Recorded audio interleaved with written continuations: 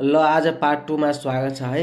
आज मैले 51 देखि 70 वटा क्वेशन भन्नाले 20 वटा क्वेशन 51 देखि 70 सम्म राखेको छु। 20 वटा क्वेशन छ हैन।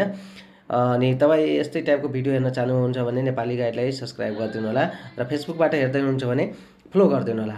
र अब लागौँ क्वेशनतर्फ। भित्री मधेस भन्नाले तलका मध्ये कुनलाई जनाउँछ है। भित्री मधेस भनेको कुनलाई जनाउँछ त चुरे र महाभारत पर्वत श्रेणीको बीचको भाग हो। यो राइट एन्सर हो। त्यसपछि प्राय नक्साको स्केल केमा व्यक्त गरिन्छ है। केमा व्यक्त गरिन्छ त यो रेसियोमा हुन्छ। बुझ्नुभयो, रेसियोमा हुन्छ। त्यसपछि नेपालको भौगोलिक विभाजन कुन आधारमा गर्न सकिँदैन।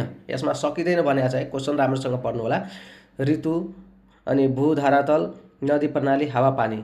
त भूधरातलमा गरिन्छ, नदी प्रणालीमा पनि गरिन्छ, हावापानीमा पनि गरिन्छ, तर ऋतुमा गरेको छैन है। ऋतु यसको राइट एन्सर हो। त्यसपछि नेपालको धरातलीय स्वरूप अनुसार हिमाल पहाड र तराईलाई एक अक्किसँग जोड्ने सबैभन्दा अस्थायी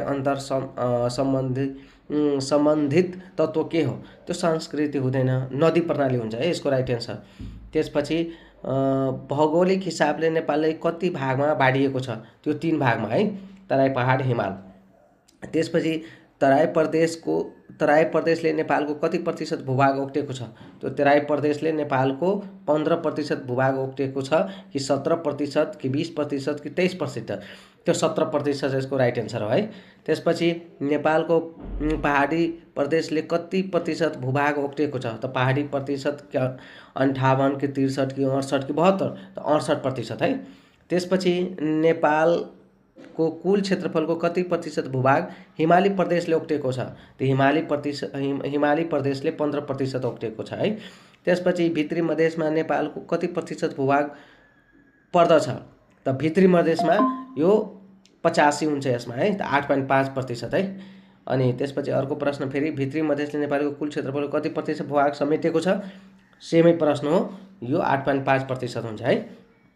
त्यसपछि तलका मध्ये भित्री मधेसमा नपर्ने जिल्ला कुन हो। यो भित्री मधेसमा पर्दैन हैन। यो कुन हो त मकवानपुर, सिन्धुली, दाङ, रूपन्देही हो हैन। यसको राइट एन्सर। र तपाईँ यस्तै टाइपको भिडियो हेर्न चाहनुहुन्छ भने प्लिज नेपाली गाइडलाई फलो गर्नु होला। र यो स्लाइड तपाईलाई चाहियो भने कमेन्टमा ओके लेख्नु होला।